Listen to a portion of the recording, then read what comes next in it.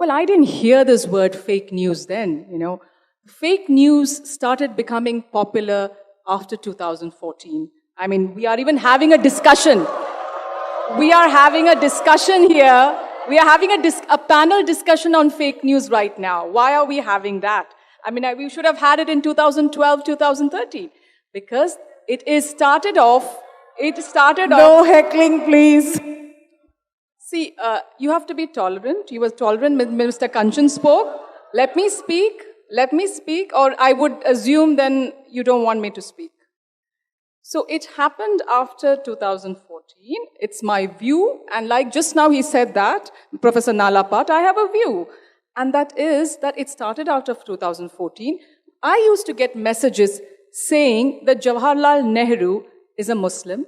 Jawaharlal Nehru's half-brother is Sheikh Abdullah. And I spoke to a lady who I've known for years. She's a PhD scholar. And she told me, Shama, this is the truth. Do you know that? That Jawaharlal Nehru is a Muslim. Do you know that?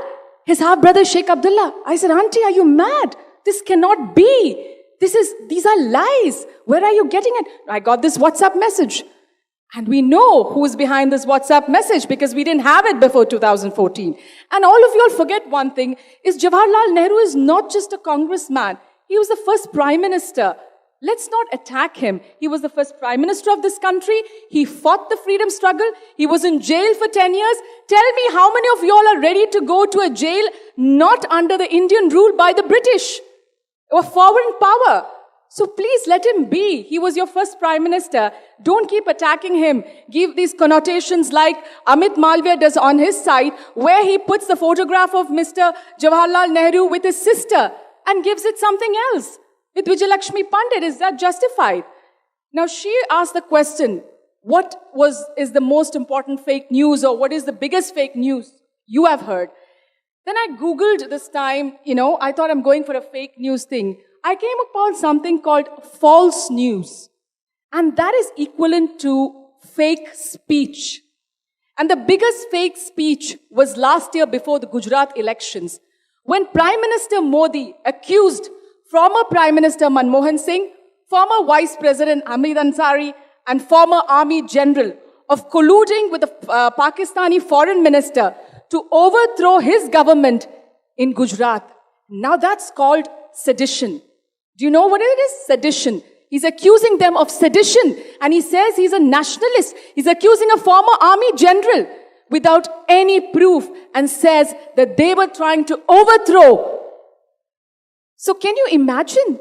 And then we ask for the proof. This is coming not from a newspaper, not from Times Now, not from any of these channels. This is coming from the Prime Minister of our country. We asked him, sir, can you please give us the evidence for this? Nothing. Not even an apology. But Mr. Jaitley came into Parliament and said, no, we know they're all nationalists, but still no apology. What do you say to that? Isn't that a fake speech? Just 3 days ago, I heard Prime Minister Modi speak in Gujarat saying that rapists are hanged in our country in 3, 7, and 11 days. Can anybody tell me that is truth or false? So which is the rapist which has been hanged? Please tell me, is Nirbhaya's rapist still hanged? So if you want to lie, it's a different thing. This is social media. Your lies don't work. So this is not social media, this is speech. This is a speech by Prime Minister Modi. This is not social media. This is a speech by Prime Minister Modi. This is a speech. So that's what I'm trying to say. There is fake speech, which is very damaging when it comes from the topmost. And the reason we are having this fake news also is because there is no condemnation from the top. You don't hear fake news from the Congress party. So you have to understand that. I am an admirer of Mr. Atal Bihari Vajpayee. I am an admirer of Mr. Atal Bihari Vajpayee. 1 minute. I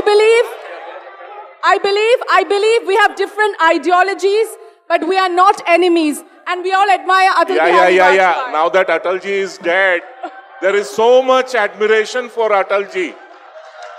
So much. And the same Atalji... He always had it. And the same Atalji was called a Gaddar by the Congress party president at a public rally. So, Who is that? the So person again, you fake call, news. Fake the person news. whom you call Gaddar that? Who is that? suddenly Okay, becomes okay, your okay. subject of the your name. admiration. I'm going to get Padmaja to come in. A lot of, when we said there was no fake news that existed before 2014, there was misinformation. It's just been rebranded as fake news. Now, whether that's misinformation has always been around. Before 2014, was WhatsApp the kind of animal that we see right now? I don't think so. Tomorrow, hypothetically, if the Congress was to come into power, are you telling me that the circulation of rumors on WhatsApp would end? I don't think so. So to associate it with a political ideology is very disingenuous.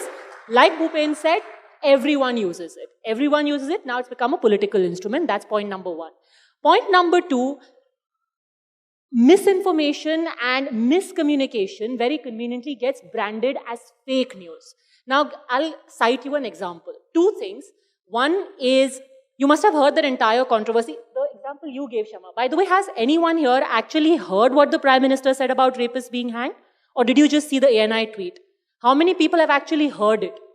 So you know what the Prime Minister said?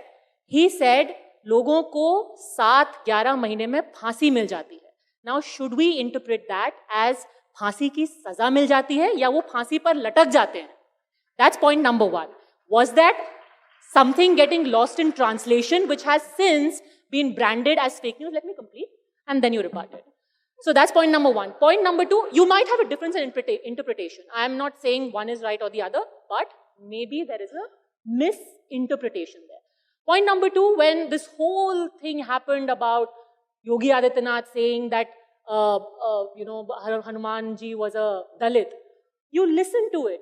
What he said was, and again, it seems something that was lost in translation. However, it was election season. Maybe it was deliberate. Maybe it wasn't. I am no one to judge. But there could be another side to that conversation. It is misinformation or misinterpretation. My third point is, the really problematic issue here, which Professor Nalapat raised, and which all of us, especially in the media, must worry about, is how fake news seems to have become a stick to beat the media with. Today, if I sit at home and see how much misinformation comes through me from conventional media or social media, trust me, social media is about 90%.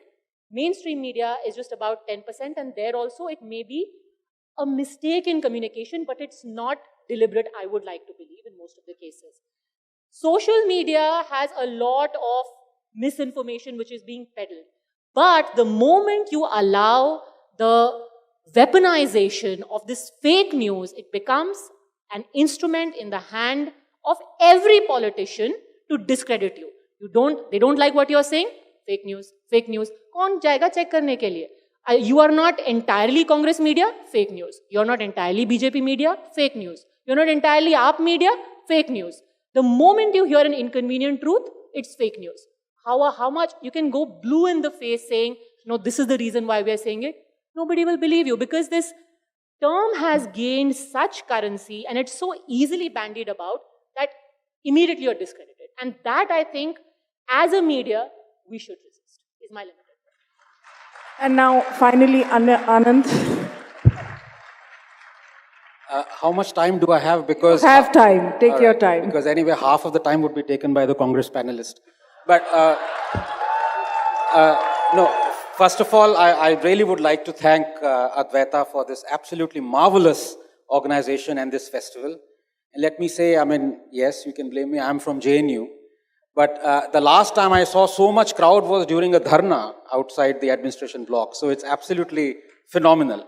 But we are on the subject of fake news, and my good friend Padmaja is a tremendously upright journalist. But let me be blunt, the biggest proponents and propagators of fake news are journalists in India. Okay, and six months ago, I'll just make 3 quick points before you jump in, ma'am. 6 months ago, I was invited to a TV debate from a channel that wants to show mirror to others. And I said it and it was on fake news. And I said it on live television. I said, I'm sorry. I said it to the anchor, but you yourself have peddled fake news. In fact, your fake news was so vicious that the CBI had to come in and refute it. It's unbelievable. But, coming back to the last couple of points I'd make, one is that what is this thing about Pandit Jawaharlal Nehru that gets everyone, and please don't interrupt me. Yeah. No, I thought, yes. Thank you. Appreciate it, yeah. Yeah, absolutely.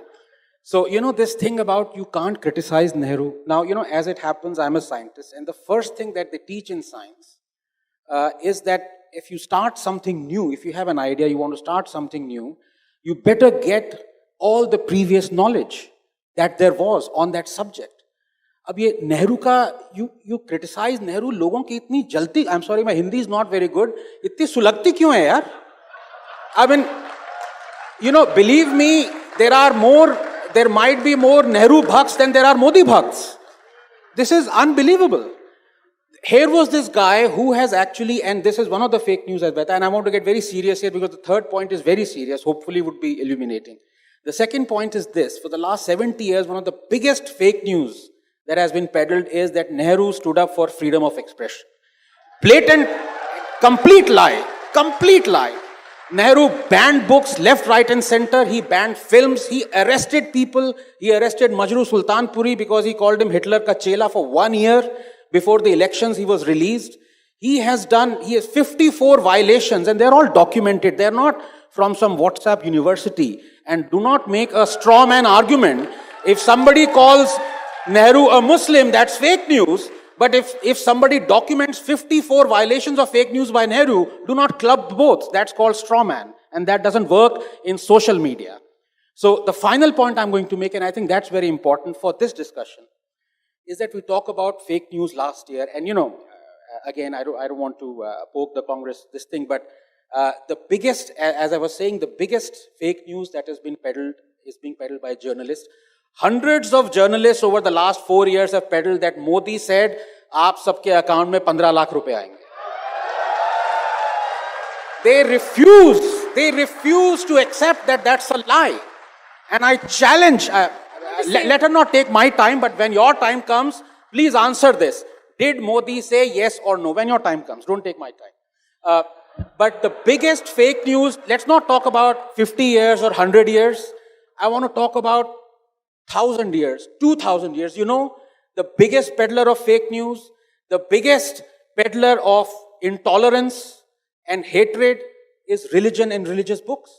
And we are so happy with it. We accept misogyny, we accept patriarchy, we accept bigotry, communalism in verses. We accept that people walk on water, that there is immaculate conception. What else is that? Is that not fake news? But our constitution has laws to protect that fake news. If you go against them, you are arrested by section 295A. That is the problem we should be discussing. Not the problem of fake news peddled by some journalists. No. The problem is acceptance by 1.3 billion people that the fake news peddled by religion and religious books is totally acceptable. We accept it and we condemn anyone who says that is fake news. Thank you. Atheist also. I just want to correct one thing is, he says one cannot criticize Modi. Of course you can criticize, Nehru. You can criticize Nehru. It's a slip of the tongue. It's a slip of... You can criticize... See, please, I thought you are an adult. You're behaving like a little 5-year-old. It's a slip of the tongue. Let's not just answer the question, yes or no. Did Modi say 15 lakhs in every account? I'm coming to that point. I'm yes saying or no? It's Nehru, a straight answer. Do you want a yes or no answer or not? You can... Advaita, you have to moderate it.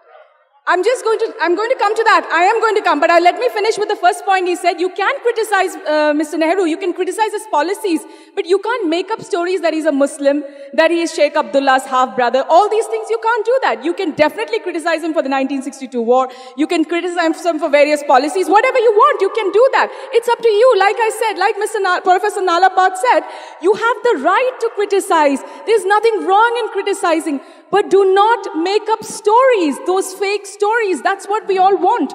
All of us sitting here want that, whether it's anybody should not make up stories. That's what I'm trying to say. And this 15 lakh, listen to the video of the BJP president saying, "Ye to jumla hai, humne to kuch bola hi nahi aisa, ye to jumla hai." That is what he said, it is a jumla. So it came out from the BJP president. Is it and true? of course, everybody Is it heard true the speech. what Rahul Gandhi says that 30,000 crores of Rafale has gone to Ambani, yes or no?